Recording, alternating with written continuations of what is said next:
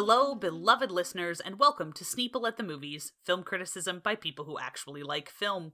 Join us as we dive into movies we love, movies we respect, and movies we wish we could unsee. From the kids who rely on their little gray cells, it's Sneople at the Movies. I'm Ezra.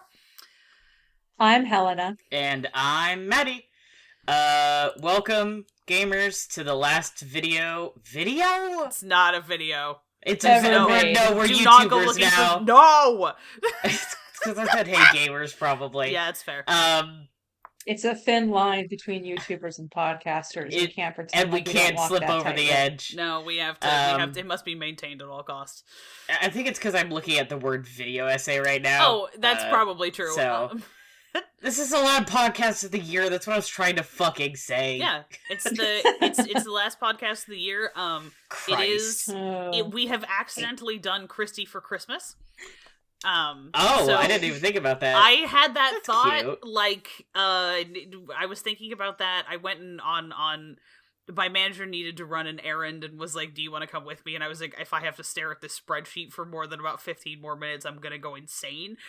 She was like, "Cool, I don't want to go on this errand by myself." So we were just like, it involved going to the local Fred Meyer to like go grab something. And we were walking towards the Fred Meyer doors, and I saw a middle-aged woman in the year of our Luigi 2023 wearing an I Am Sherlock shirt, and said out loud with my human mouth to my manager, "Oh god, a BBC Sherlock shirt." I mean, that's an appropriate reaction. And then had to be like, sorry, my like junior year of high school just like came up and hit me over the back of the head with a frying pan. Was that really? I mean, that was. I guess that was. Yeah. I guess it might have been senior year. It might have been my senior year. Yeah, I think it was like Helena and I's like. Oh no! Wait, 2011? Was it 2008? Hang on, no. This is gonna bug me. No. We have to. No. I'm sorry. Because I remember season like immediately 2. Derail this podcast. Like watching season 2, like 2010. Yeah, I was gonna say watching season 2, like after my like first year of college or something, like in the winter break of my first year of college. 2010. So I was like kind of late. Yeah. So I graduated from high school in 2010, so it was like the summer after. It was the summer after my senior year of high school, not my junior year of high school. Oh no, I was I would been watching it either then way. Our senior year then. Yeah. So that sounds right. So either way, it's been over 10 years. Yeah, that just like really unsettled me on a deep and abiding level. I just got jump scared. Yeah, I just got jump scared, and then like completely separately, it was thinking, "Oh, Christy for Christmas." Oh shit, that's what we're doing. Yeah, I didn't even think about that. It's just that we've been wanting to do this one, and we skipped it a couple times for other stuff, and then just happened to do this. This is going to be coming out after Christmas, though. Whatever. Is coming out it's before Christmas, but for us. Who cares? We recorded the week before it comes out, so it's Christy for New Year's or whatever. I don't know. Wow, podcast editing requires time. You all know this. Anyway, welcome to Sneople at the Movies. We're doing the Kenneth Branagh Poirot movies. Kenneth Branagh. Yeah, everybody knows who Ken Branagh is. Yeah, we just call him Ken Branagh, but like the cereal. But he has an actual... Yeah, the man has an actual full name. Sorry, I stopped talking because I just processed your joke, and it stunned me into silence. Oh, yeah. I actually, back in the... So... long many moons ago, the heyday of the what we weirdly called the Tumblr Shakespeare fandom that grew out of the Hollow Crown specifically. Somebody made it's real somebody made a bunch of Kenneth Branagh themed like joke valentines, and one of them was like a cereal box that had a bunch of little like cutout Ken Branagh faces on it. It was like some cereal themed Valentine's Day pun. But yeah, anyway. Amazing. That is very funny. Everybody who watches The Hollow Crown is valid to me, as that is still my most liked review on Letterboxd. Is my review for the Richard II episode of The Hollow Crown. Yeah, you mean the only once in a while one that get I a don't have notification for it, and I'm like, levels of beef with. One because they actually cast it well. Well, because they cut it well. Yes. My parents and I were just talking about that the other day. The Richard II is worth watching. The Henry IV Part 1 is It's fine. Fine, except when you think too hard about what we could have had with Simon Russell Beale as Falstaff. If it was directed competently. We've definitely had this conversation on this podcast. This is what this episode is about now. You will notice that I'm silent as I haven't seen The Hollow Crown, and I don't know very much about the plays in which it's about. Every once in a while. I'll just turn on my mic and be like, yeah, man. And then I'll mute myself again. Every once in a while, this beef has, I'm not really a person who holds grudges. Often, I generally forget about them because I have object permanence issues. If it's the only Henry IV adaptation that you've seen, you're probably like, this is really good. Once you see other Henry IV adaptations, you're just like, oh. You're like, there are good elements of this, but overall it misses the mark. Man. The same thing is true of the second Henry IV Part 2, which I'm sorry, the scene with anyway, there's some good shit in that one. A lot of it's kind of annoying. You're so right, Ezra. Henry V. I love you.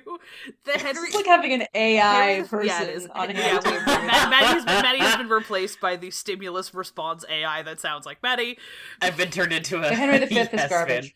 And then the Henry V one is I have literally been when did that come out? Because I've been holding this grudge for I think 11 years now. 2012. Yeah. So 11 years. I've been holding this grudge for 11 years. It's bad. That's a bummer. We need a soundboard we need a secondary soundboard that's just you doing this shit that you can just push buttons. No. First of all, you can't use soundboards in DMs. We have unfortunately found out, so I can't just mash the air horn like I do everywhere else, to the chagrin of everyone I know. I can still record all these bits and put them in our main Discord, so it's you doing the Toad voice, and then me being like, yeah, dude! Oh, that's rough, man. You bet! It's kind of terrifying, actually. I love you, dude! It's quite freaky. As a sort who just heard me play a robot in a recent tabletop game, for some reason, this is more robotic and more terrifying than you playing a literal android. Yes, it is! Anyway, you bet. I don't like that. I'm done. Matthew, please. Anyway, sorry. To go back to the actual episode, the actual thing that we intended to talk about today instead of Poirot. Unearthing. Adaptations film grudges. Older pieces of media, though Christie is obviously not nearly as old as Shakespeare. But conversely, Ken Branagh is there. Yeah, and also Kenneth Branagh is there. Conversely, of course, as we will get to, I have absolutely... this is the only Poirot media I have ever seen. Yes, which we will definitely talk about more. Yes. Or read, right? Because you haven't read any of the short stories. I have never. I have never read a single Agatha Christie. Yeah. Anyway. I was going to continue on that thought, and then I was like, never mind, we'll talk about that later. I'm gonna... let's do you want to just, zoom through what we sneak? Yeah, I'll go first, because mine is short. Go for it. I did go see The Boy and the Heron at the Pickford in town. Had a good time. It's very, dreamlike, in a way that I enjoyed. Also, got that randomly was seized... Oh, so my roommate was playing a sort of, Stardew Valley, homage game that draws heavily for, you're running a bathhouse for spirits. It's extremely Spirited Away, and I was like, I want to fucking watch Spirited Away. And so we're like, wait, we do actually have an HBO Max login, so watch Spirited Away, and then I have 9 years after Dragon Age Inquisition came out, after, I don't know, 8.5 years of me being an asshole about this game, I've played 100 hours of Dragon Age Inquisition, which, and I respect that, still pisses me off. Yeah, it is not absolved of its crimes. No, I am also having a good time. Yeah, because I have made my peace with it, and also I haven't had to listen to anyone talk about it in like 2.5 years, so the hype fatigue has finally died down. Yeah. The only person we've talked about with is friend of the show, Madeline. Yeah. Who really likes it. And therefore, like, has a pass. Like... Yeah, and like, when my friend really likes something that makes me more inclined to like it, I still intend to go to it someday. Literally, I watched Madeline play it and listened to her talk about how much she loved it and went, okay, it's finally time for me to make my peace. To give it another go. Play fucking Dragon Age Inquisition. Yeah. Good shit. I don't know where I was going with that. That's alright. Nope. Train of thought derailment. H, you want to go or you want me to go? You can go. Go for it. Yeah. I watched Spider-Man Across the Spider-Verse. Hell yeah. Which is really good. It's on Netflix now. Banger. Which is, it's on Netflix for, I don't know how long. That's okay. That gives me a chance to see it, though. It looks really cool. Excited. I know that Oscar Isaac's character in this has, like, trauma or whatever, but I think I could fix him. I saw you say that Oscar Isaac was in this, and I was like, Oscar Isaac is in this? Yeah. Yeah, I didn't know that, and I got really excited. I was already excited to see it, but I saw that he was in it, and I was like, oh, fuck! Shit! I've known I just remember what it was I was thinking about. It's that, fucking...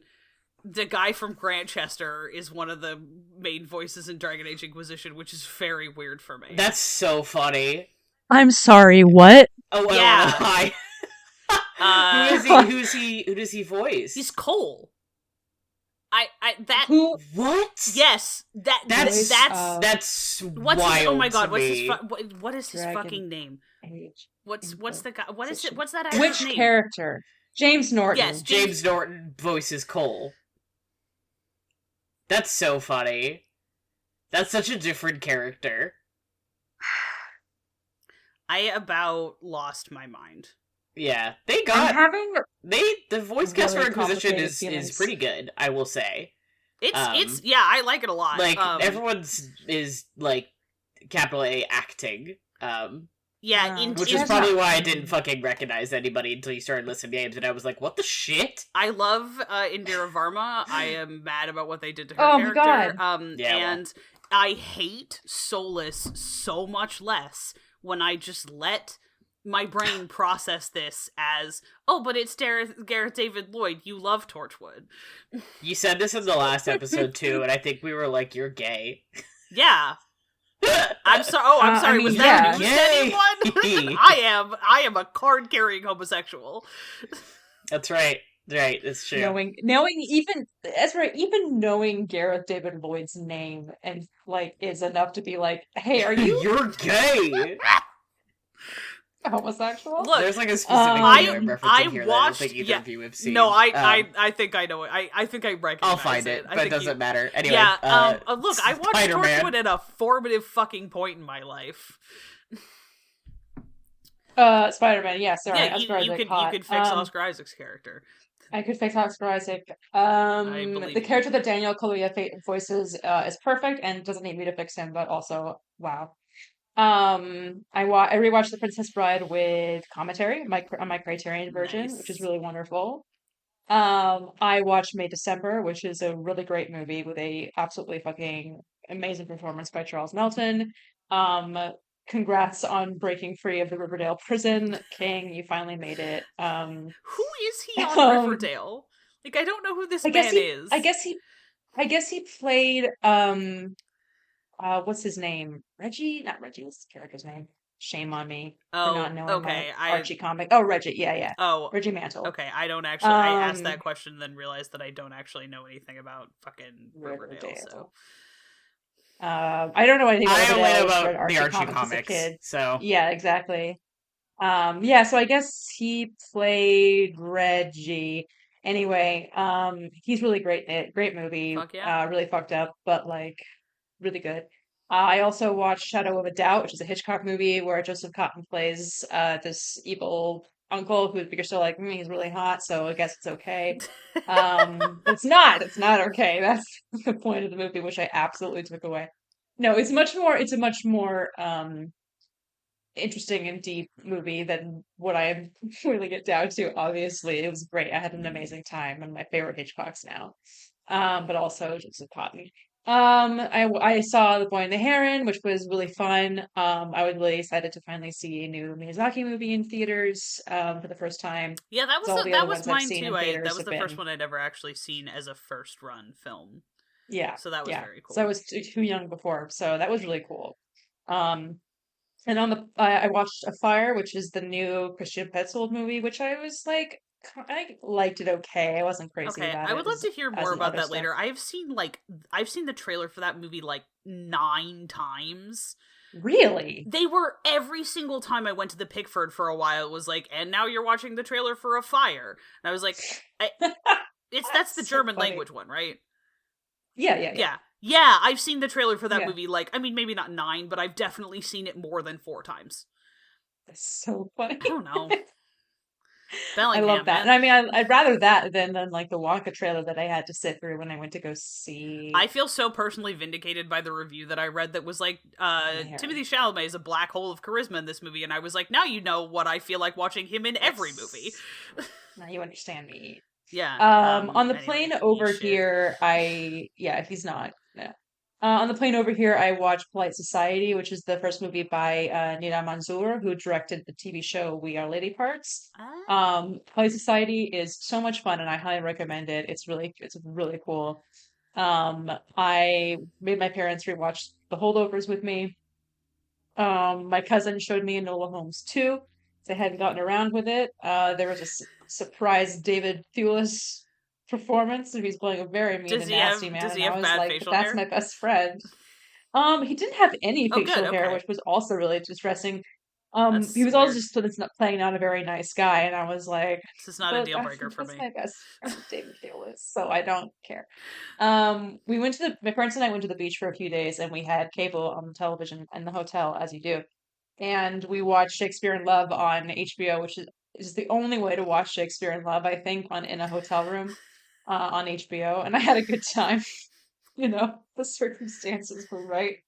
The move planets were in alignment. The beach was there. It's always great to see Colin Firth and his gay little earring. And then we came back to Portland, and then last night I made my parents rewatch Asteroid City with me. But this is obviously their first time seeing it. But I was like, we're going to watch Asteroid City tonight. Nice. Good choice. And we did. And that's kind of all I've been up to for now. No, I just kind of assumed this would be your last movie ever. Yeah. Actually, Helena's never watching any more movies. For now. I don't know. I also want to add, I started listening to a very cool podcast called The Worst of All Possible Worlds. Listened to their episode on 1776, like stayed up too late listening to their episode on 1776 last night, and then spent my workday listening to 1776 and then the 2013 revival, not 2013, the latest Merrily We Roll Along revival. So unfortunately I have crawled back down a musical theater hole. I like it. How does the revival sound? Good? I like it. I think it sounds really good. I obviously would not be able to judge it without seeing the book scenes, but sure. Yeah.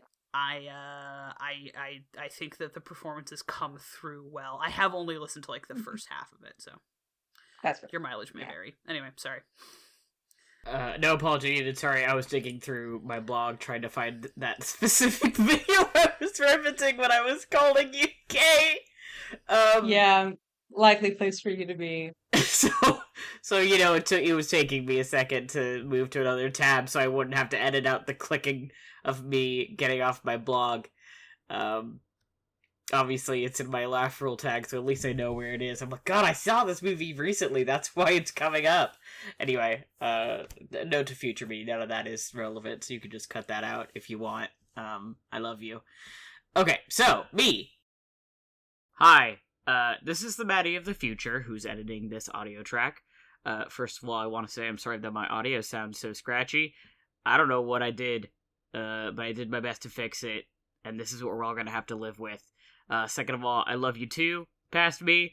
I left all that in, because I thought it was funny, and also, there really wasn't going to be a way for me to remove it without it sounding kind of goofy, so we're all just going to have to live with it. Welcome to the behind the scenes of podcasting. Sometimes stuff is dumb.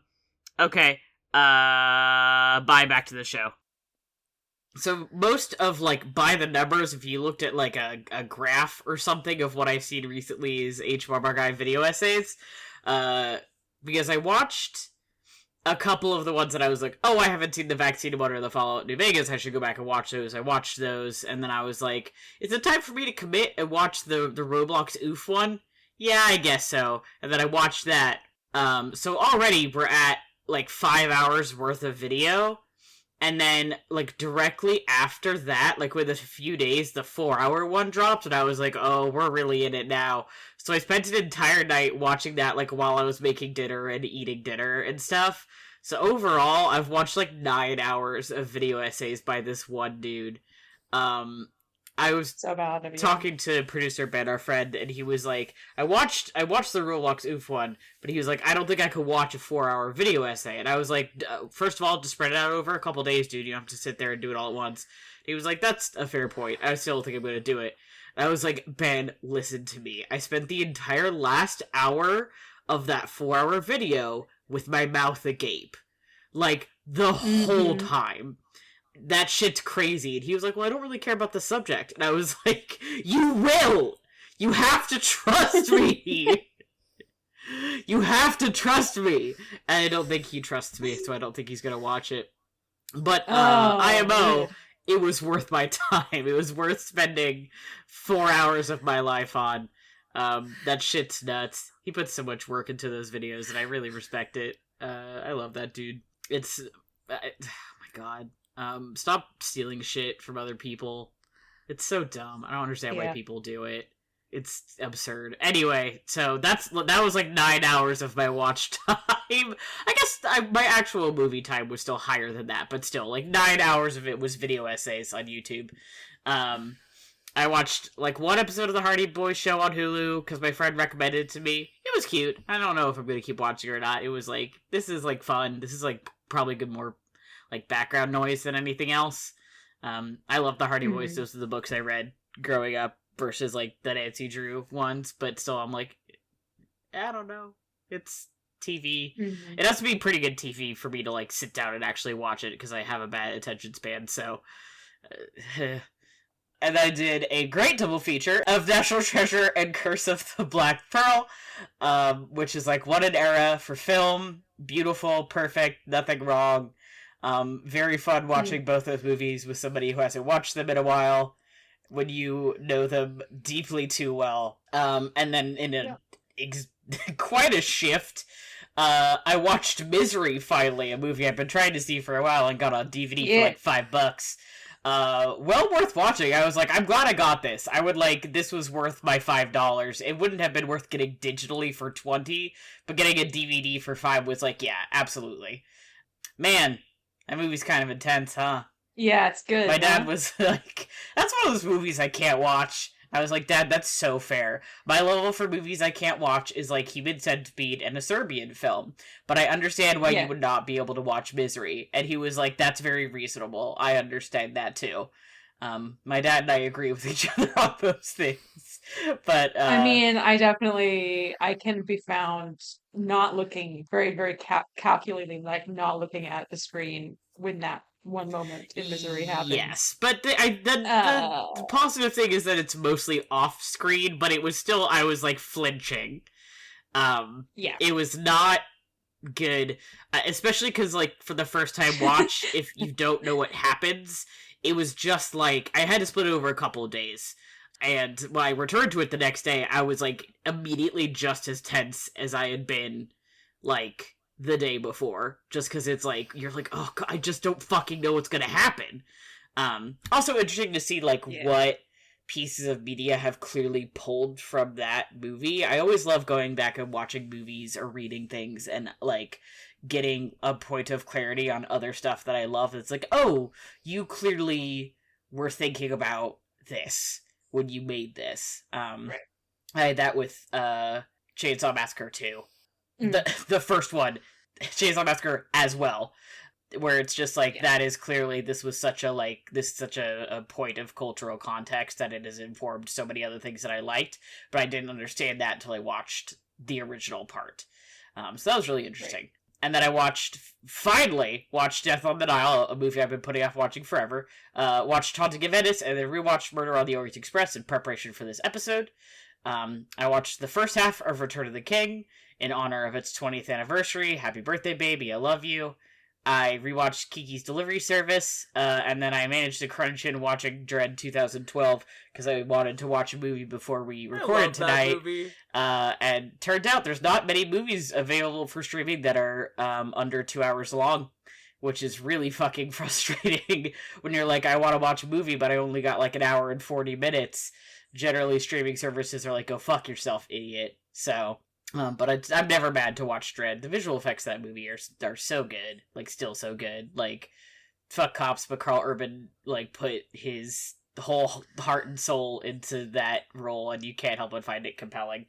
I cannot imagine grimacing like that for hours on end. My face would have melted off. It makes my facial muscle, like it makes my face hurt. My jaw hurts. Yeah, just watching him do that.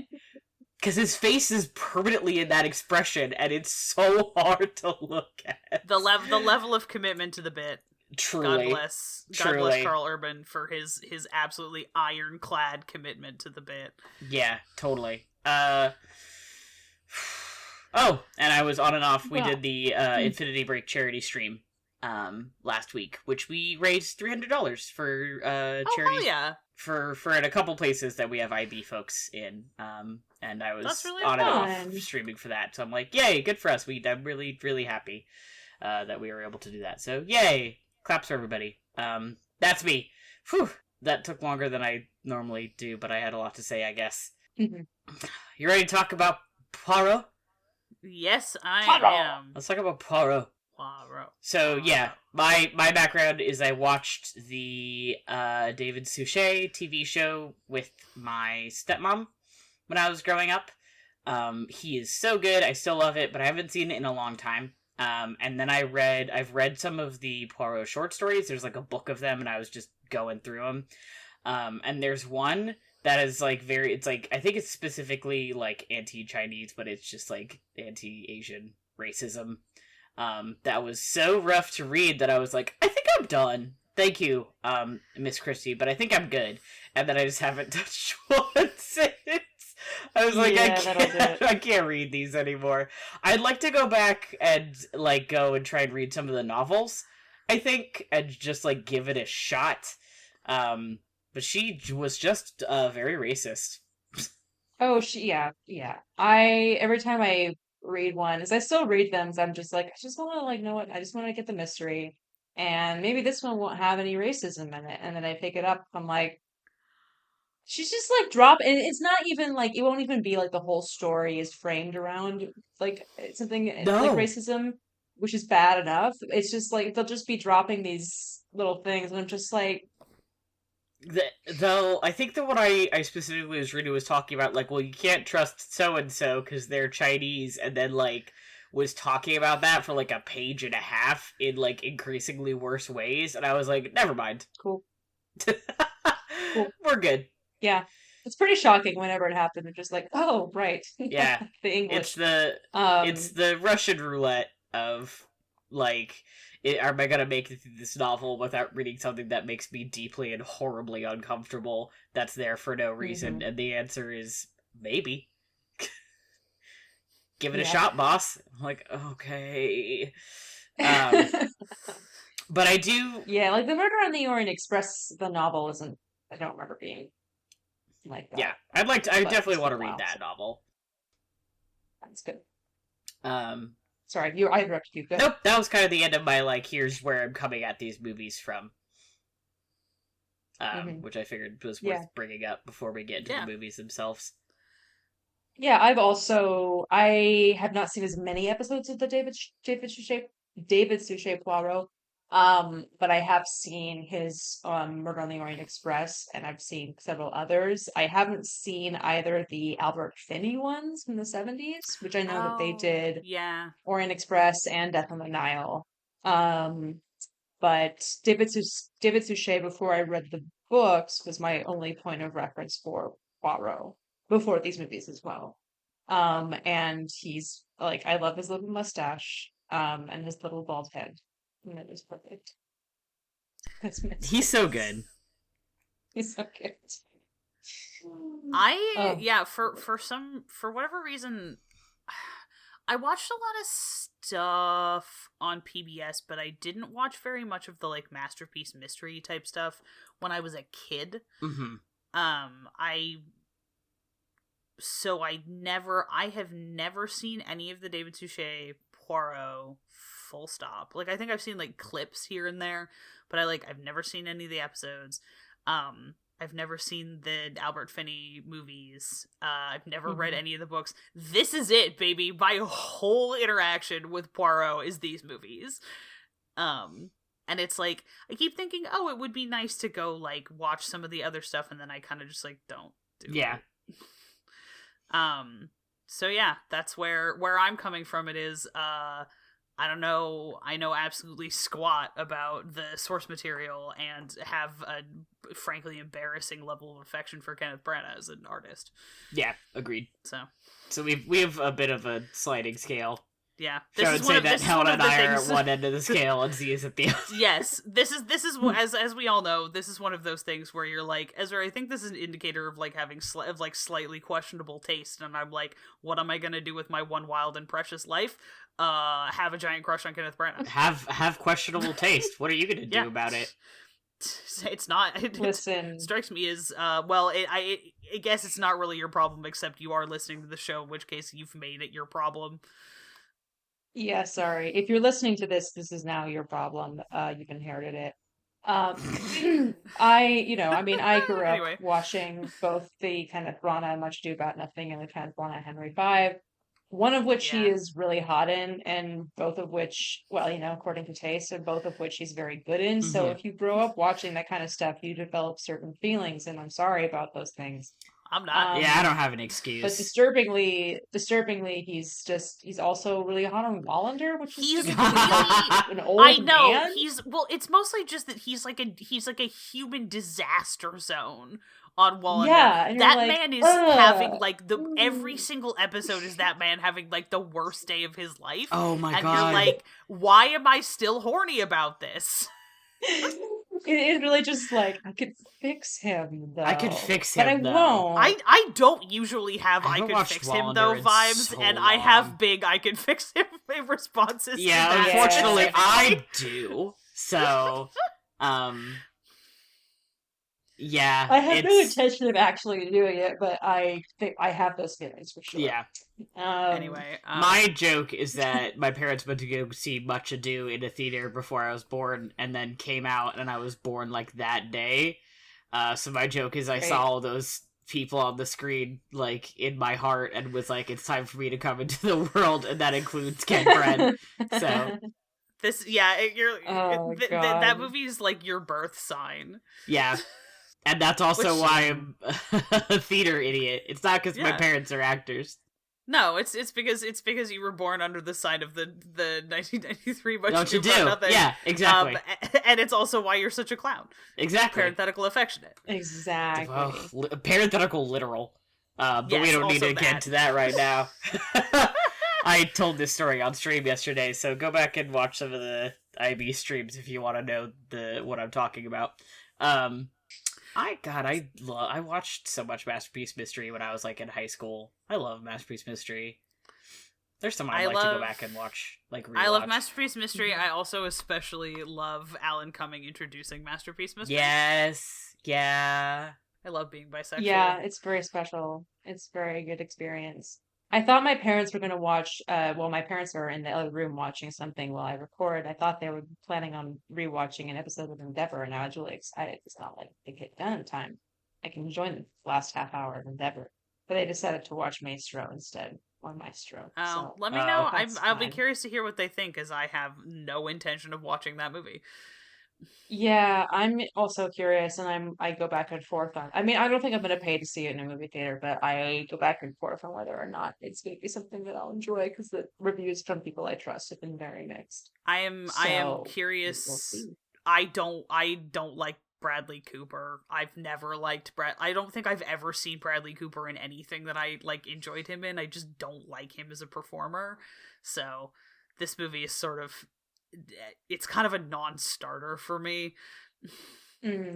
Also, I think if I like him in anything. Whatever, people can say whatever they want about the prosthetic nose, but the real actual Leonard Bernstein was markedly hotter than Bradley Cooper. It's funny, so, you mentioned the nose, and that's what reminded me what this movie was about. It was the only thing I thought about the.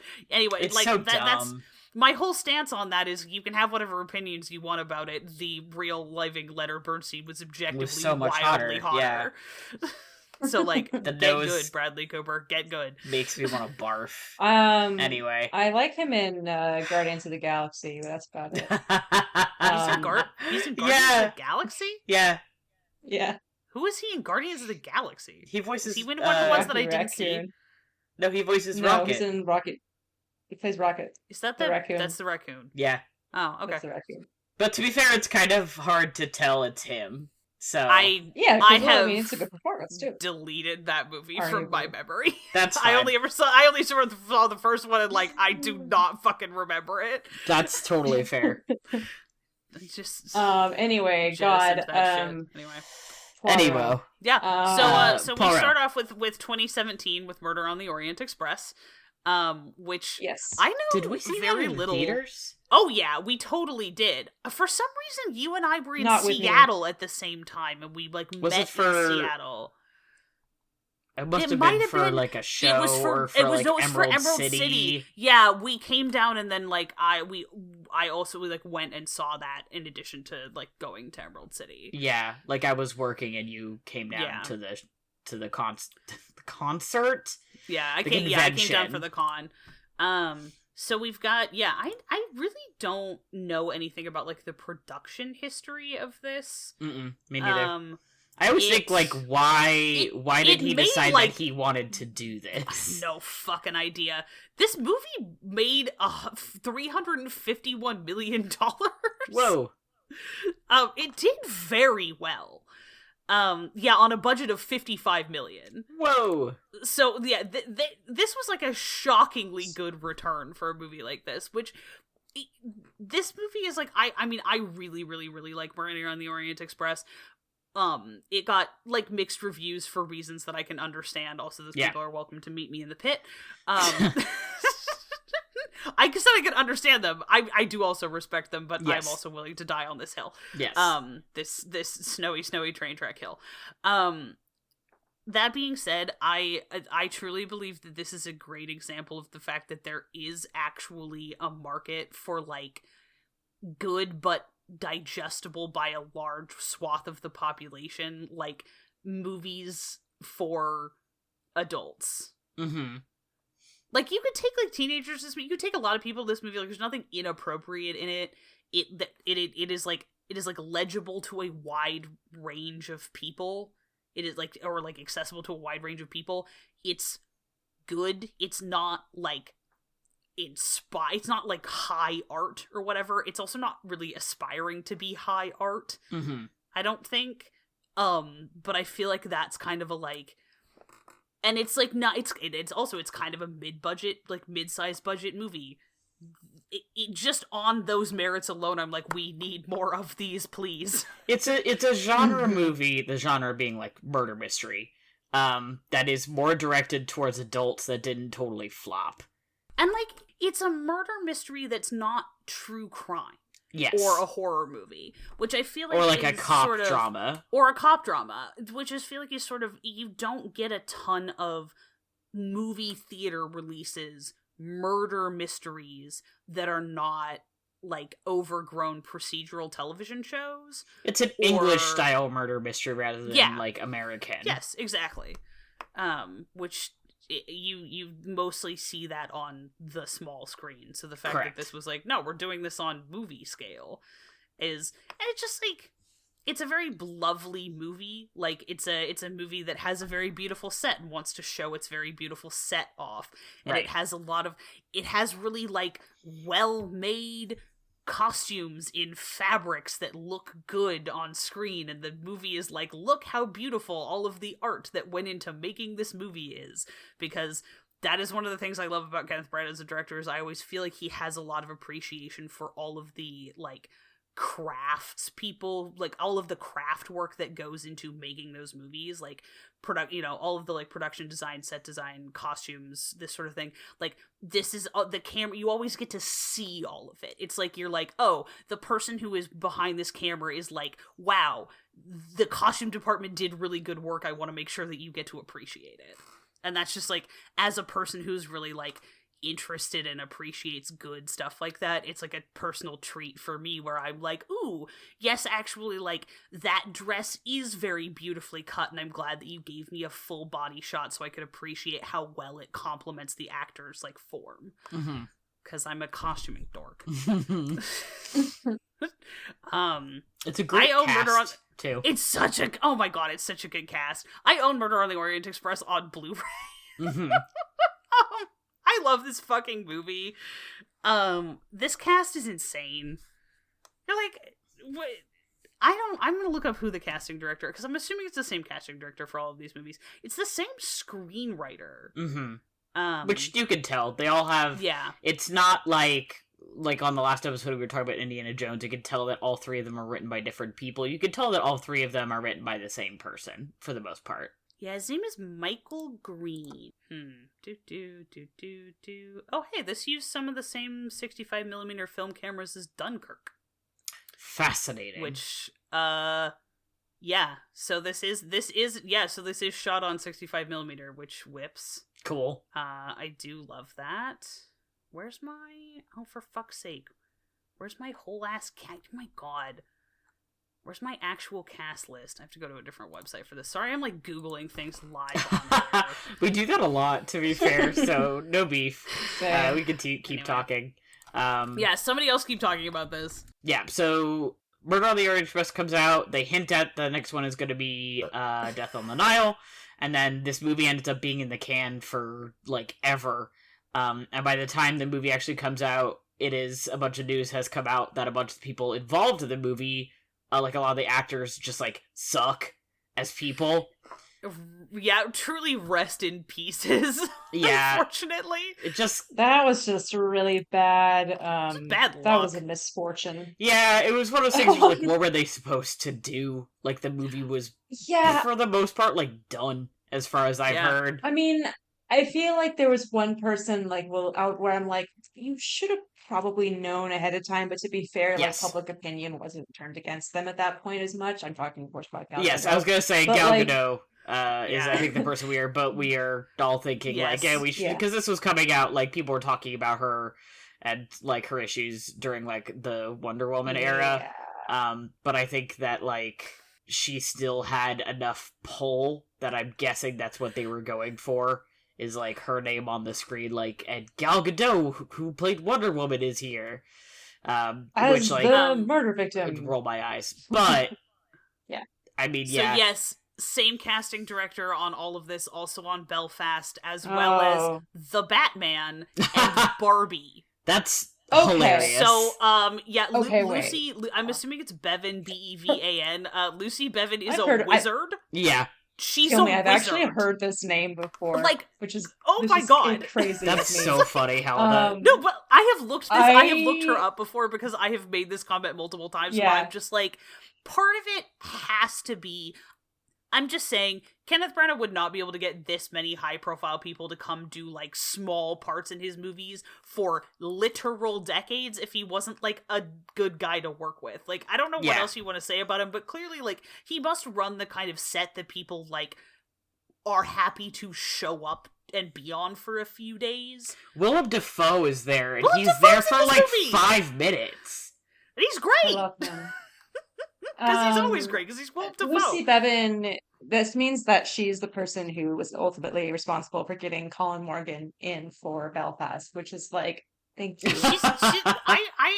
I owe this woman on a personal level. Mm-hmm. Like, I literally, Colin Morgan in a beard, like, and then Colin Farrell also though for Batman. Yeah, also for Batman. She has like materially improved my quality of life with her work. Yeah, literally. When I saw Colin Morgan in Belfast, my life expectancy that increased. Helena, I want you to know that when I saw substantial Colin Morgan in Belfast, I thought, oh, Helena's gonna go nuts. Listen. It took me a second to realize who it was, and then I went, oh. This is what happened to me when I saw him in New York. It's the same experience. It took me a second to go, wait, the fuck is that? And then he was gone. This is about my Colin Morgan spotting experience in New York City in 2016. Everyone. Yeah, this is it's truth. Lucy Bevan, thank you. Yeah, thank you for our lives. The same costume designer did the 2020 Emma, which I fucking love. Oh, I love that. She just did Murder on the Orient Express. She did not do the other two, but whoever did the other two, like, they also look fabulous. I love the clothes in these movies.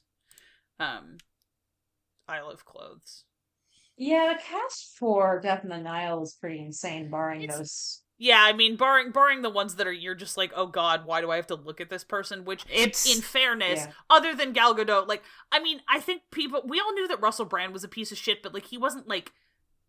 We didn't know that for much sure. Yeah. I feel like the suspicion that he was a piece of shit was, like, easy to arrive at, but the like extent of that was just not public knowledge. Same with Armie Hammer at that point. So it's kind of, like, unfortunate to watch it now. I will say, however, on a personal level, a lot of sins of that movie are atoned for by casting my beloved Dawn French, who is if you have never watched the early 90s British sitcom The Vicar of Dibley, go do that. Do yourself a favor. I'm sure some of the jokes haven't aged well. I don't care. It is one of the funniest fucking things I've ever seen. And she is exquisite in that that show. And a very young, like, not that Richard Armitage was ever a twink, but, like, young, sort of, like, slightly gawky Richard Armitage shows up at the very end as her, like, manic pixie dream accountant. Like, I forgot about that. She effectively, like, wins him as like, in the way that in the way that, like, the perfect girl sort of seems to show up as, like, a prize for the main male character in many unfortunate circumstances. Yeah, they just reverse that, and it's like, it's Richard Armitage in a stripy jumper. Rock on. Looking at Dawn French like the sun shines out her ass, which yeah. So anyway, watch The Vicar of Dibley. I love that show. I'm looking at pictures of Richard Armitage and The Vicar. My very silly detour on no! Yeah, I know, right? Yeah. So anyway, this is a problem. So Murder on the Orient Express, like, is I saw this movie in a theater. I cried. I had no clue. I didn't know the plot. I knew nothing about this movie. I went to this movie, saw it, cried, went to go see it again. This is a murder mystery, so I knew the whole fucking murder mystery, and I cried again! Yeah, I cry every time. Like my status, if you cry every time. Yes! Okay, so Death on the Nile comes out. Most of the people I know are like, I don't really care to see this movie, and I also don't, because it gets kind of mid-reviews. I don't know how much money it made, but clearly enough to make another one. Like, yeah, I went to go see Death on the Nile in a theater with my parents. It was like, it is a big step down, I will say that. Like, if you're gonna watch like, if you were thinking, like, oh, I want to give these a try, watch Murder on the Orient Express. If you like Murder on the Orient Express, watch Haunting in Venice. If you really, really, like, if you're just like... I need more. If you're like, you know what, I love these movies on principle, give it a try. I think my take was that it was not... It was, as Matty said multiple times, it was mid. Like, it's not shit. It's not one of those things where you come out of it being like, awful. That was garbage. It's one of those things where I went into it and I was... But for me, so... brief timeline, okay, just to finish it, Death on the Nile comes out, and then... this year, this like fall season, right? Yes, I remember that correctly. Yeah, it came, Haunting in Venice just came out, and that was kind of the upscale again. Which I keep calling, the movie is called Haunting in Venice. Yes. I have been calling this movie Death in Venice. Not quite. Which is the name of a novel by Thomas Mann, who's the guy who wrote The Magic Mountain. Whoa! Which was made into a movie what a twist. In the 70s with my boyfriend. Rucker Hauer. Is it Rucker Hauer? No, it's not Rucker Hauer. It's a different guy who is also very Oh my blonde. God, I'm so sorry, King. Jesus Christ, why am I not? This is welcome to the it's right before Christmas. All of our literally tomorrow is the shortest day of the year. My brain is fried. Welcome to the Sneople Dirk Google Bogart. things. Jesus. There we go. The Sneople Google things live on their own podcast. Sorry. Yeah, anyway, oh so God, I literally I have done this like probably 75% of the times I have tried to say the title of this movie, I've accidentally called it Death in Venice. Oops. So no, it's called Haunting in Venice. And that one is a bit of a slide up. That one I think it's a lot. I liked it. From what I heard, almost everyone I've talked to, it has not gotten a big, from what I've seen, like, media bump, kind of like the first one did. But most of the reviews I see people have been like, yeah, this is pretty good. This one is pretty good again. These are okay again. So fingers crossed for the fourth one. Hope we're not ending up in a Star Trek episode series where every other one is bad. Oh, okay. This one made Haunting in Venice made 122 million at the box office off of 60. So so it made and then Death on the Nile did 137 and was 90 to 100 to make. It was way more expensive. Woof. Yeah, that's right. rough. And it's like, well, if you think about all of the first two, the Murder on the Orient Express is like, I mean the beginning part has a lot of like the beginning part, but once they get on the train, it's a train.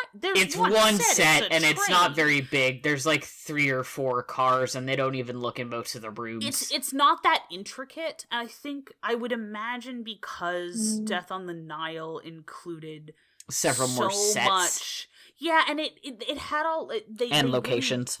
They needed to have the outside of the boat is as important as the inside of the boat, whereas like fucking Murder on the Orient Express, all you need to know that's outside that train is that it's like snowy and you can't walk in it. Like it's the all you need to know is inhospitable.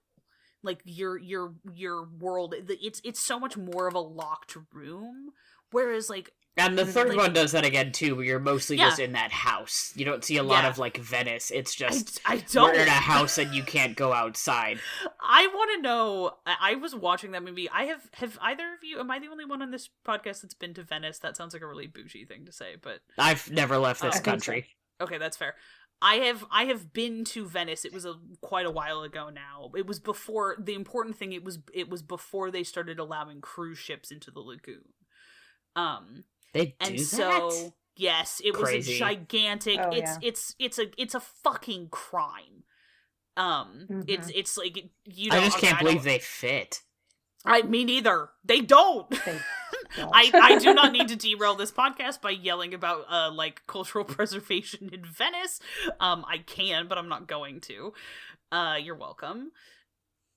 But I one of the things that was quite wild watching that movie, like in an interesting way, was literally just seeing Venice empty. Or like populated by, because like Venice has always been a destination, but there's all these shots of like St. Mark's Square empty. It's unsettling. It contributes to the unsettling atmosphere of the movie especially like if you have been to Venice and you know how crowded it usually is. It's creepy. It's cool. I had a great fucking time watching. Like that movie was like it's fun. It was like perfectly calibrated to appeal to me. I think it's like part of it. There were just like I was like, look, like on a sort of setting aside my like film critic brain or whatever, I was just like clapping like a seal. I loved it. It had a bunch of people I really like in it. Yes. The kid, the little kid is the same as the kid from Belfast. Oh. Oh, really? Yes, that's same actor is. Yeah, I didn't either because he's obviously grown up a lot, but he was great. He's fucking incredible. I loved. I mean, also, but like, I loved the shit out of Belfast because like. There's an artistic sensibility handshake between Kenneth Branagh and I where I'm just like, is this the best thing ever? No. Do I personally love it in a way that has very little to do with like analytical like takes on it? Yes. I just do. I don't really care to like interrogate who gives a shit. I'm just some asshole with a movie podcast. Like you know, again, what are you going to do with your one wild and precious life? In this case, also get really, really, really hype about Michelle Yeoh. Jesus.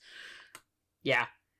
She is really, her performance in that movie is very fun. Yeah. She was the first one in these movies where, the first person died and I wasn't like, thank fuck.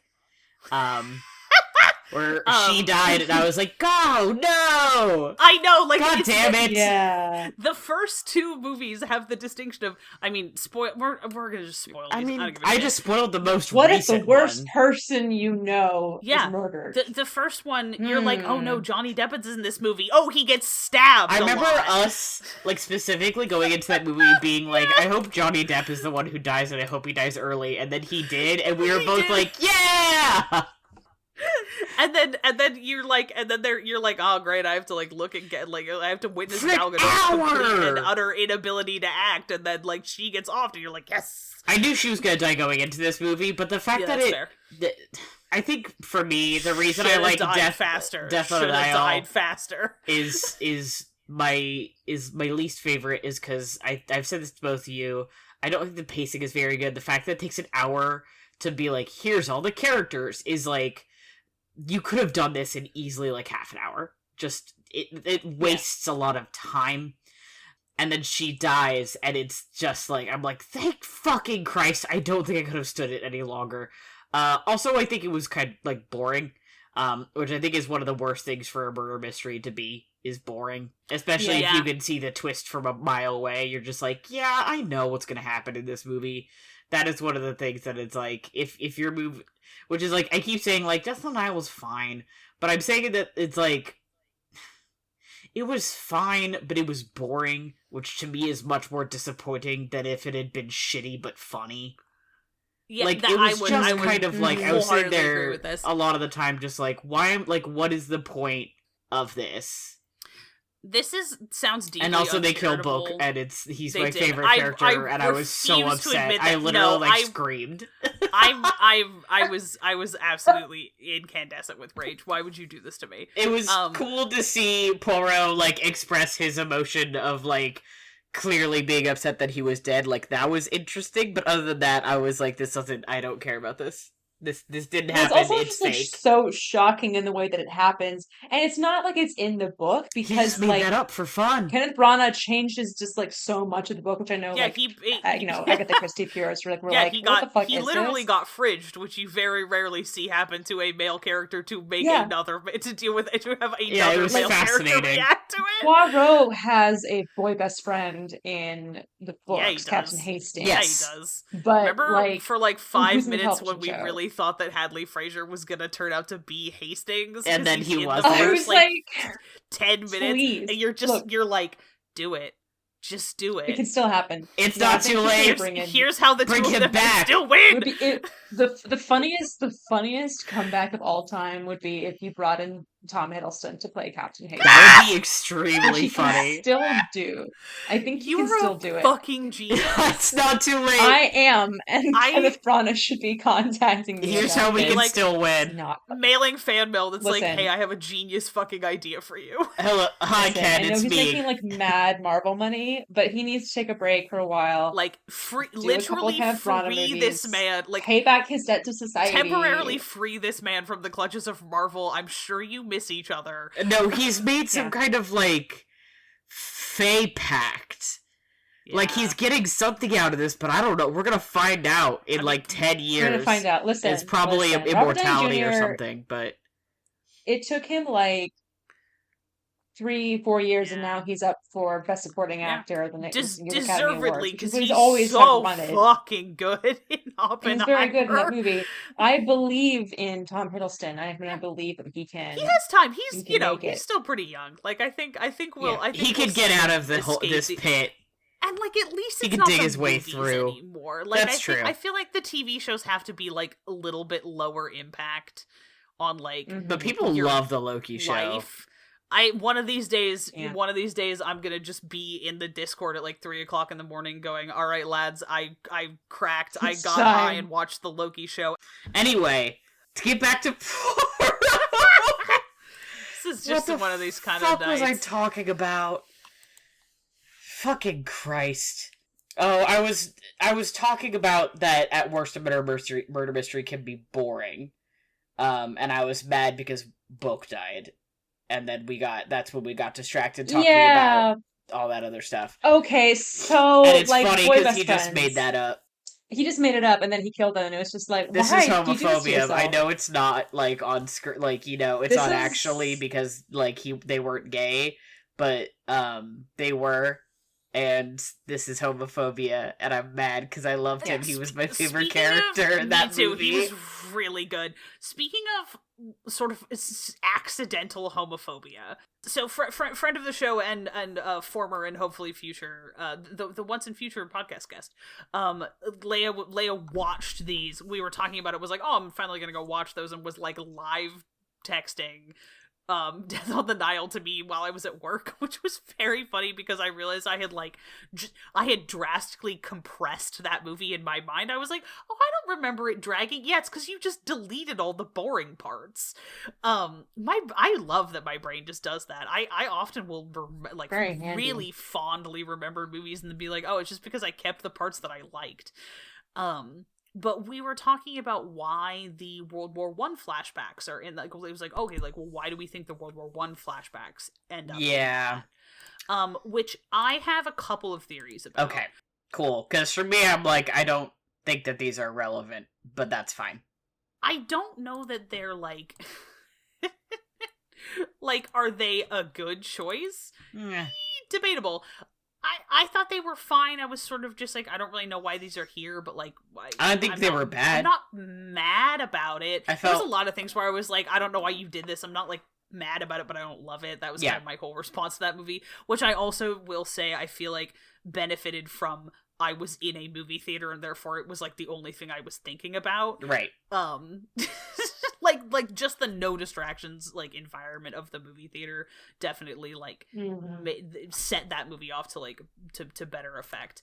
But I personally think that one of the things about like all stories that were produced in the interwar period, being, you know, between World War I and World War II, the extent to which World War I just completely shattered the established social fabric of societies all over the world, but like especially in Western Europe and the UK. This was just this total wrenching break from which there was no returning, and it affected everybody, and it just has this like almost this like psychological impact that you like almost can't articulate.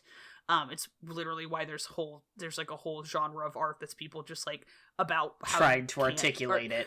Yeah, trying to articulate it and then realizing that you can't, and that it's about not being. I love modernist literature. Yeah. This is like the thing that I went to college. Don't worry about it. Anyway. And it is so utterly overshadowed by the Second World War in the popular imagination, like now, that if you are going to have like stories that take place in that period, it's like you want to remind people that this is this elephant in the room. Right. And like whether or not that it actually ends up doing that, it did for me. It was like, oh, take a minute to think of all of these characters in the context of your whole, like, everything you knew about the world blew up, like, less than 10 years ago. Like, you are living, and like, it also, I think, specifically sets up this iteration of Poirot as someone who has always had, like, the tendencies towards this, like, sort of neuroticism and, like, controlling stuff, and they are, instead of being, like, a, like, normal quirky level of whatever that would be, they get, like, vastly inflated by the, like, they, like, hit the First World War experiences, and then it's like, oh, you were always gonna be like this, but the like, extreme extent to which you are like this is a trauma thing, which is, like, a take on the character. I think that it's, like, a quite specific take on the character. Mm-hmm. I do also think it's very, the whole thing with the, like, dead, the one great love who's dead or whatever, Mm-hmm. is, like, it's so I'm like, I know you're not no homoing on this, because you're not, I mean, I don't know about, like, the writer or whatever, but, like, Kenneth Branagh, not really known for, like, being, like, a no homo guy. Right. Really extremely not, like, we've seen a lot of it. I'm like, we've all seen the Southampton scene of Henry V. This is not a guy who's like, oh no, we can't do male intimacy. Yeah. So I like, God. but I feel like that just ends up, like, feeling like a no homo thing. Listen, like, can I just talk about the Southampton scene for a second and the way that he, like, strokes his face in that scene? I absolutely what is the fucking point of that? I just like, very calmly and intentionally, like, cranked the can opener on that one. They're gay, Helena. Okay. It's the level of betrayal is increases as you get, until you get to the person who is bottom of my soul. I mean, and, like, okay, anyway, obviously applying modern concepts of sexuality, like identity, backwards onto people who lived in a different context, blah blah blah, whatever. Guy slept in your bed. I don't know if you were, like, having it off with each other, but my man was literally, you were sleeping next to each other, and then he fucking betrays you, and it's also a Judas Iscariot thing, like, obviously. Listeners, if you were paying attention to the beginning of this podcast where Ezra and I were complaining about the Hollow Crown Henry V, this is one of the reasons why I fucking hate that version, because they cut out the entire Southampton scene where this happens, and it makes me so angry because the entire rest of the play doesn't fucking make any sense. No. Anyway, continue. Yeah, man. I'm gonna kill you. I'm like, yeah. Anyway, go ahead. So there's a couple. I have a couple of thoughts about this. The first one being that, like, I think it sets up, like, everybody is recovering post World War I, right? But it only really does that for Poirot. It seems like that doesn't really get discussed or brought up for anybody else. I don't think it lands. No. In the first movie, yes, because there are multiple people in that movie who are recovering from the war, who are, like, specifically soldiers. Yeah. And I think it would have been more effective if they had decided to do that, to do it for the first movie. But, secondarily, I just don't necessarily find it, like, so this is a thing that sometimes adaptations do. Adaptations of older pieces of media, is they want to say, why is so-and-so like this? Yeah. I want to give more background to, like, if they did a Columbo remake, they would do more Columbo backstory, right? Rather than being like, his bit is he's a really good detective and he wanders around and does stuff. I don't want to know. You know, or they would, you know, giving Sherlock more backstory or whatever, right? Like, that's the thing, is they try and be like, but why are they like this? And I'm like, I think for the most part that Sherlock isn't relevant. And also, if you tried, like, if what they were going for is he's this nitpicky because of the war, that went directly over my head. Because for me, I've always read it as, like, this man is neurodivergent. Oh, I want to be clear. I'm not saying that it's purely because of. I'm saying that I think it's the difference between, like, somebody who would have been, like, a level of neurodivergent that might have been less theatrical, or not theatrical, but might have been less, like, sort of, like, less legible, less like his whole, everything about him is controlled by this thing about him, versus it was sort of like within, like, closer to sort of within what you might call like like average level of like diversity between human brains, as opposed to like, this man is like fucking, he's doing his thing and nobody else is doing his thing. Sorry, I didn't mean to, like, I just was like, yes, no, I totally hear what you're saying. If that is what they were trying to explain, I didn't think that was the case, because it shows fair. In that scene him being that, like, so like, he notices such incredible tiny details that nobody else does. That, like, that level of, like, attention to detail into the world around him is already existent. Okay. That's how I was reading that. And that, you know, that doesn't mean that either one of us is right? Because... Oh, yeah, also, it's like, who fucking knows? Yeah, because overall, either one of those could be true, because they didn't necessarily handle it in a way that was clearly trying to identify what any of that meant. Like, I felt like, for me, like, in Orient Express, they refer to Catherine in vague terms, that he had one great love, but it's not important that we know how he lost her. No. What the important is that he loved her, and she's still in his thoughts. And the, like, bringing in of, like, who she was, how she died, all of that feels just kind of irrelevant to a murder mystery, and I think it's one of the things that made the plot drag, because it was like, do I want to know more about Poirot? Sure! I like him as a character. I like watching Ken Branagh do his thing. I think it's interesting. I think that if they had cut a lot of that out, I think things maybe would have been a little snappier. But also, that wasn't the only thing dragging the plot. There was a lot of other character stuff that I was like, I think mayhaps we could have crunched this down a little bit, folks. I am 100% inclined to agree with you on that one. I think that there's this impulse to expand on everything, and it kind of bums me out, because I feel like it indicates a lack of confidence in your audience. And also in, like, your performers. Yeah. It's because I'm like, you don't need to spell these things out for me. That's why this person is acting. Hadley Fraser created an entire character in a minute and a half. Like, and it worked, and he was great. Do you ever just, also, if you ever watch this movie with me and I start hollering in the first, like, 10 minutes of that, and you're like, Hadley Fraser hasn't shown up yet, it's because the guy who plays the rabbi at the beginning is an actor called Elliot Levy, who I fucking love. And the first time I saw this, he popped up and I was like, oh! He's a theater actor, mostly. I adore him. I think he's just, like, really, really good, and I'm always very excited when he pops up and says, hey, everybody, cast Elliot Levy and more shit. He whips. It reminds me kind of the original Taking of Pelham 123, where that movie, there's no backstory or information literally on anybody, because that's not the point of that movie.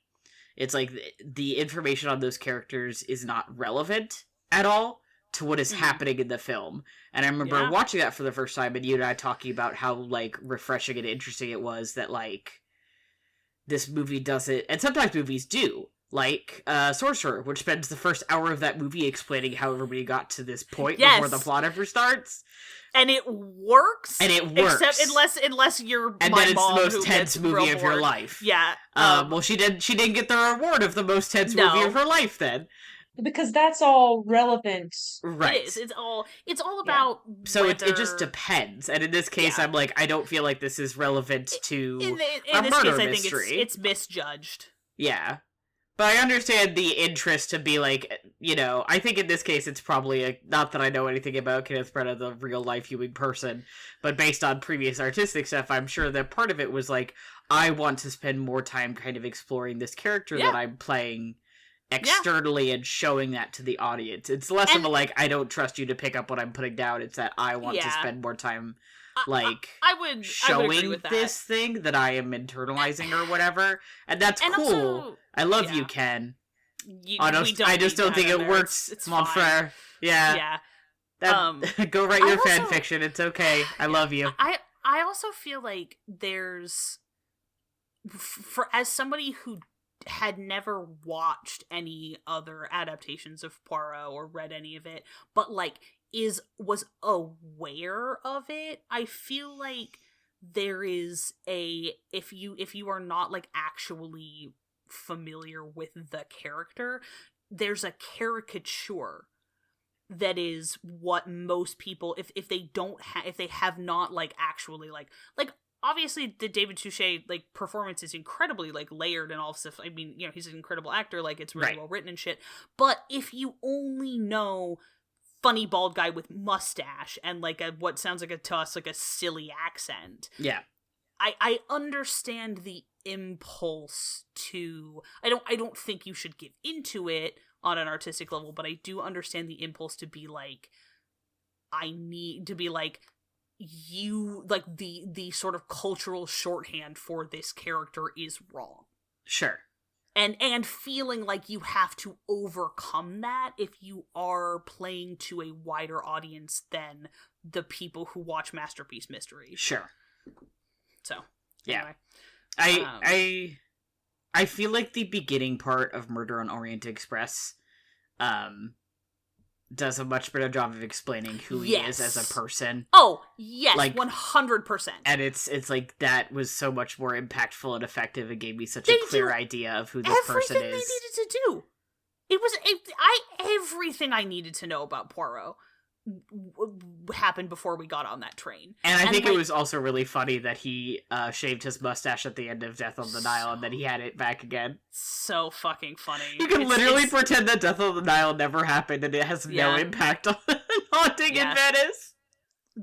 Like, who's Buck? I don't know who this character is. What? No, because then you can just pretend that he is off being decorative somewhere. That's right. I just called him Buck. I called him I didn't. Buck. I called him Bach, which is worse because that's the character from Wicked. Helena, you absolutely that was what I misheard it as. Anyway, which is what I keep reading it as when I see it, which is I get really confused. I'm like, who, Bach, what? I do, however, I can very easily imagine the actor who played Book giving a really good Fiyero. Not to drag Wicked out of the depths of everyone's I was like psyche. And then you said Wicked, and I just got like brain blasted. You did a psychic attack on me, which threw me across the room. Sorry. I don't know. I'm still learning to regulate my psychic powers. Yeah. We've all been 12 It's like once. one of those gifs where someone says something and it's the Skyrim shout. That's what you just did to me. Yeah, I'm trying to think of a Sondheim show to cast him in to make up for it, and he'd make a good Rapunzel's prince. He would make a very good Rapunzel's prince. Agreed. There we go. Okay. Yeah. All right, I've saved him. Thank you. I'm free. Wicked's not bad, it's just a curse that I bear personally. No, it's one of those things where like you spend so much time on it, and then you're like, this is cringe, and then you go back and you're like, this isn't bad. It wasn't as good as I thought it was, maybe. No, of course not. Yeah. Let's see. Okay. Trying to think about was there anything else we wanted to talk about these movies? We haven't talked about Haunting in Venice very much. Oh, briefly, man, the books are racist. I do want to go back and try and read them again, and I'm glad that everybody was like, let's not do that, maybe. Every time I thought that they would, but it was really nice to be able to be like, I could enjoy a Poirot in various forms without having to think about racism. I do love the somewhat I love the extremely clunky unracism moment in Murder on the Orient Express, because once you realize because you look back on it after realizing that all of these people are in on this and care deeply about one another, that them Willem Dafoe's character having to pretend to be racist is he's just like when he reveals his identity and he's sorry about all the racist stuff. Yeah. And he uses my good buddy, our black doctor or whatever, who I've had to sit here and pretend to insult. Yeah, he uses a phrase for Jewish people which I never heard before. Oh, that's really funny. That's and it I was accurate. I was like, what the fuck does that mean? It and you had to tell me, and I was like, whoa. Yeah. Yes, that was remember this.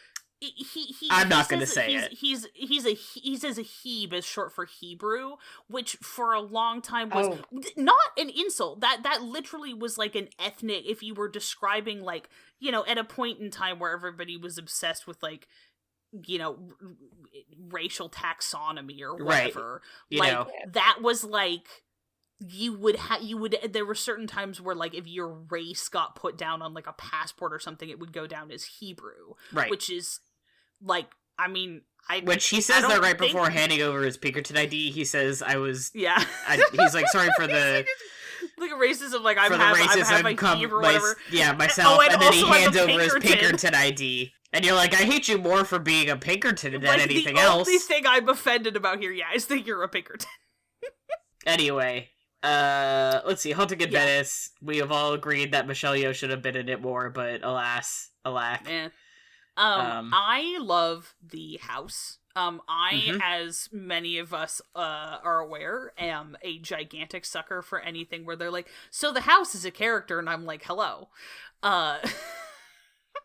This is a trope that I adore. This one, I really liked the tone of this one. Because Murder on the Orient Express has kind of an elegiac feel to it, especially towards the end.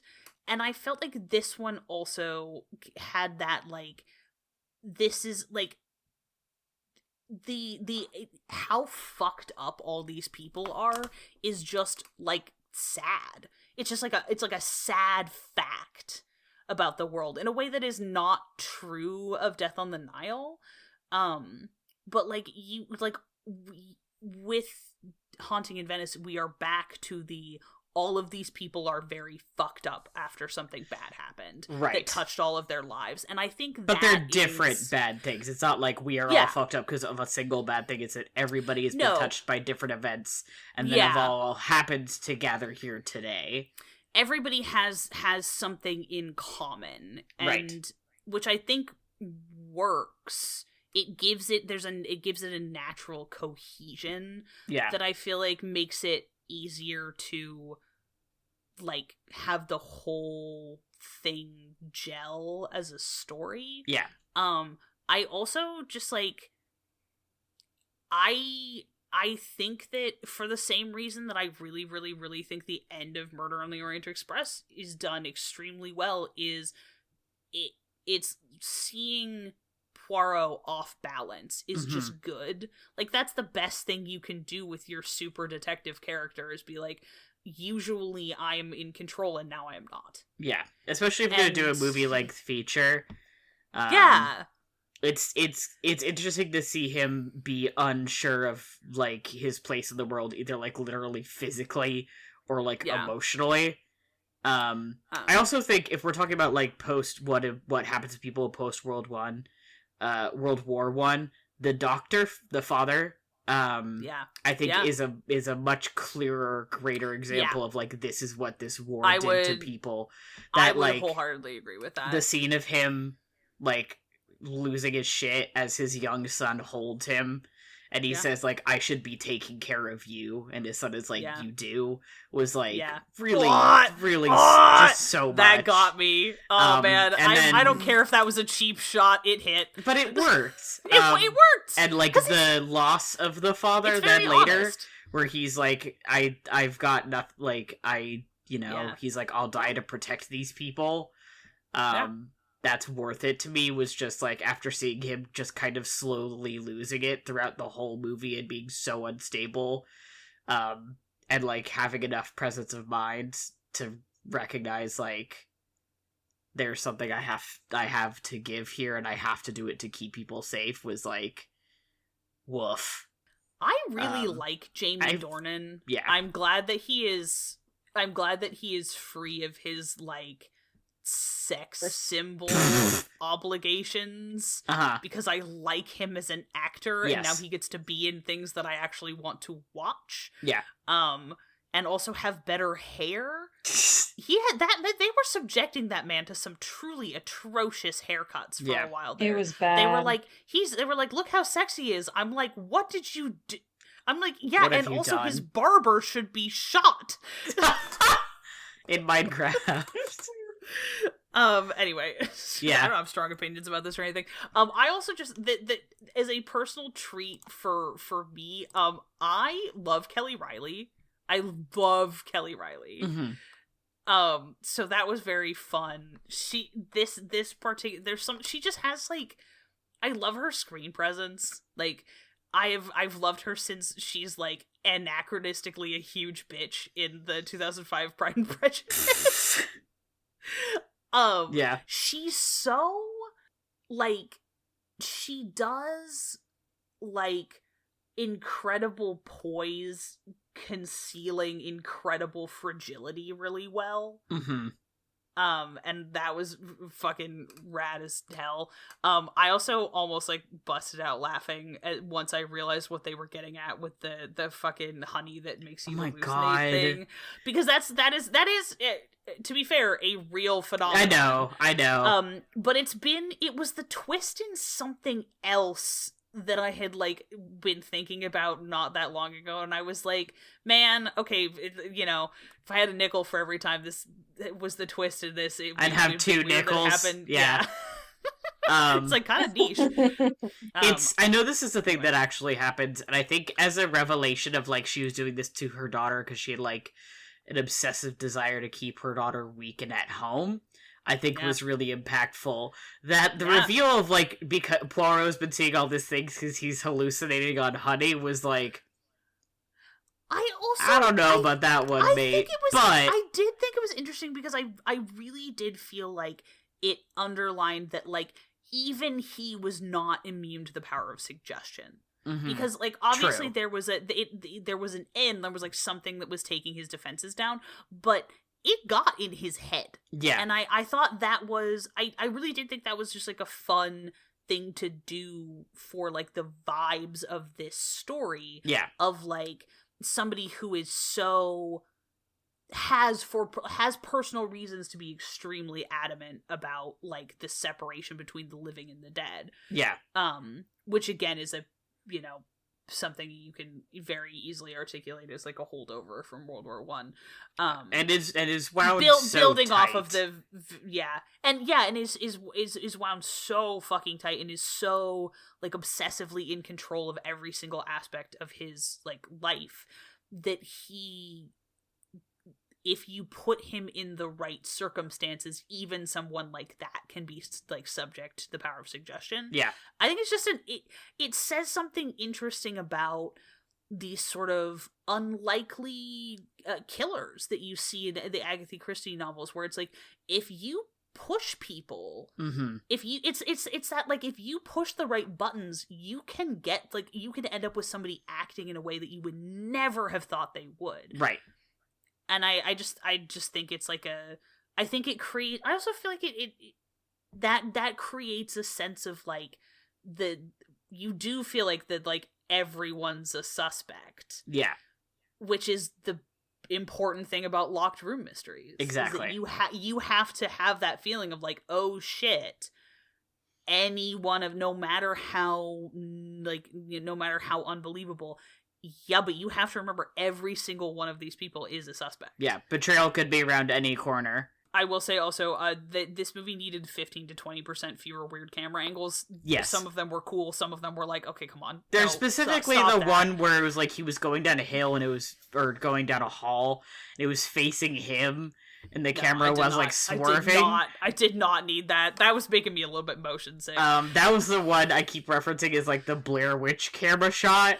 And I thought it was one of those things where it was like, I was like, this wasn't necessarily poorly done. It just belonged in a different genre of movie, because in this genre of movie, it just made me laugh instead of fair. Like, being effective. I was like, why are we Blair Witching it?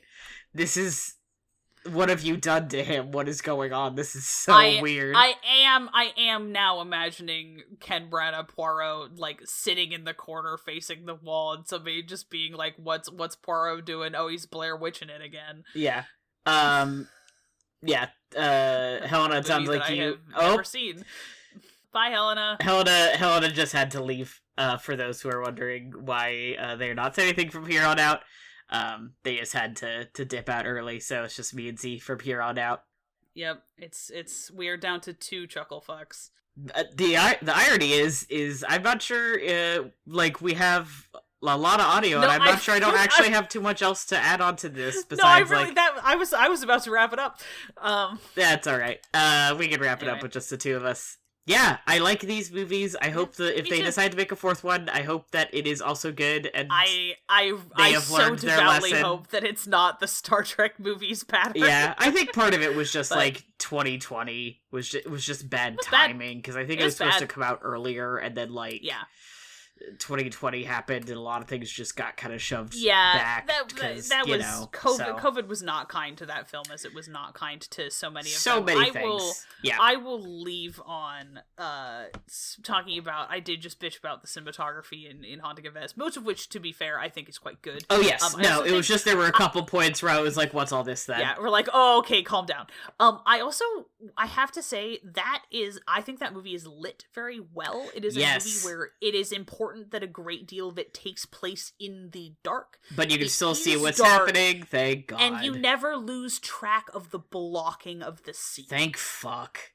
Which I think is sort of honest to God. I'm like, and there we go. This is proof that you can have a movie that is literally dark.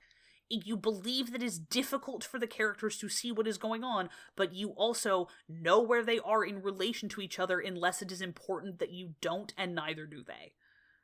I'm looking at you, Super 8. I've never forgiven you for that cave scene where it was literally black and you couldn't tell what was going on. Yeah, no. That shit was so annoying. This happens in a lot of movies, but Super 8 was the one where I was like, I cannot fucking believe that there's 2 minutes where the screen is just black and I don't know what's going on. It was so dumb. You're like, oh, are you playing an overture? No, then don't do that to me. Yeah. I know that I'm getting old and I have to turn the brightness all the way up on all my video games and all this shit now, but I don't care. I'm an old man. I'm gonna yell at a cloud about this one. I can't. My other thing is that every single time I try to explain why I think these movies are great, and specifically why I think Murder on the Orient Express is so good, is this.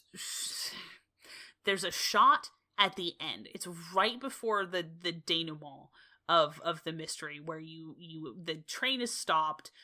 There's all this crazy shit has happened, and the camera is looking at the side of the train, and Poirot exits the train on the opposite side from the camera, and you see his shoes you can see, it's far enough down that you can see the ground and under the train, and then the bottom and the side of the train. You see his shoes hit the ground, and then you see he is carrying his overcoat, and you see it drop and start to drag on the ground, and it tells you everything you need to know about this incredibly fastidious character is so fucked, is so out of sorts over what is occurring, that it's just you just see the shoes and then the jacket drag on the ground, and it gets me every time. It's such perfect shorthand. Yes. And the way his hair looks too, where it's falling and then in his face. Yeah, his hair's a mess, and it's so less is more. From a director who is not a less is more guy. I say this is also a not a less is more guy. Yeah. More is more for almost all the time. I'm also a gigantic Baz Luhrmann fan. We all know this about me.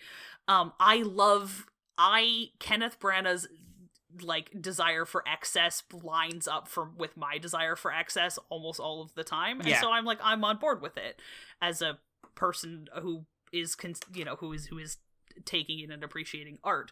But that, I think, it shows how well the character has been drawn up to that point, that the visual you can learn so much from the contrast just by looking at how he is been disheveled. It fucks really hard. I love this fucking movie, and I really liked Haunting in Venice. Yeah. I had a great time watching that movie, and I swear to God, at this point, like, my standards are so different for movies that I went to go see in a movie theater and movies that I watch at home, purely because I have paid money to see some really dog shit movies in the last several years that I was like, I have paid that some wasn't worth my fucking money. No, I have watched some really, you know, some movies where people spent like the GDP of a small country and came out with a steaming pile of shit. Yeah.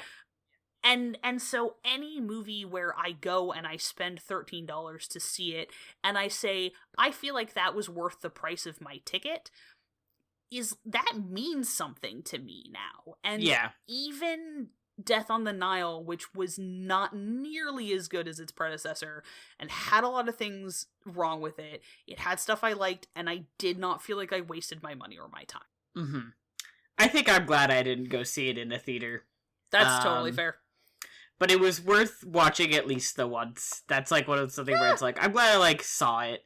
It's not something I walked away from being like, that wasn't worth watching. I was like, I'm glad I watched it at least the once. I didn't, I did not watch it again for this podcast. Like, I told him, I was like, well, I didn't watch either of them, but I was like, I absolved myself of the obligation to do that. Yep. Also. Oh, I was just gonna say, the one I would rewatch again, and did, and have many times, is still, my first pick is always Orient Express. Hardcore.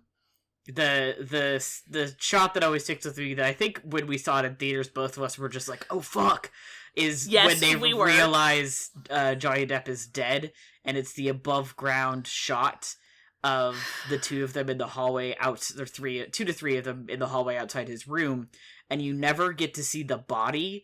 It's just him and Bulk, and then being like, oh, get the doctor. The doctor goes in, he comes out, he explains what's wrong with the body, and he leaves. And then they do some, like, it's all above ground shots until they switch to the window outside the train car, as Bulk is like, please fucking help find this murder for me, I swear to God. So good. Just a really well put together movie. Yeah, it's everything about it is just extremely. It runs like it's very like it is.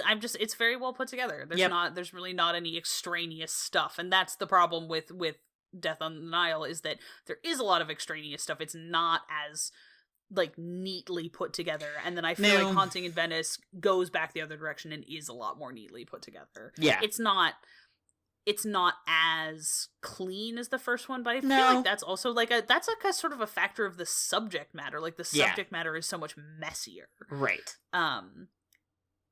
And as I said in the Google Doc, I have a giant crush on Kenneth Branagh, and unfortunately, the Poirot stash cannot stop me. Yep. Handshake meme. So, for our sins, he's still hot even with the Poirot stash. And that's okay. And on that note... I would kiss the guy who plays Book on the mouth. Me too. Thanks for hanging out with us here on Sneople at the Movies from the Infinity Break Network. Check out infinitybreak.net for more awesome content, and come chat with us on the Infinity Break Discord. You can find it at bit.ly, capital I Infinity, capital T Talks. You can also shoot us an email at sneopleatthemovies@gmail.com if you've got a subject you want to hear us talk about, a movie you think we absolutely need to see, or a locked room mystery for us to solve. Our Oscar-worthy music was done by Johnny Ronaldo, who you can find at Johnny Ronaldo on Twitter, and our glorious Technicolor logo was designed by Bethany Luthold. Check her out at bethanyluthold.wixsite.com. If you enjoyed listening, please leave us a review on iTunes and share the show with your friends, your enemies, and your partners in crime. As always, thank you for listening, and we'll see you at the movies.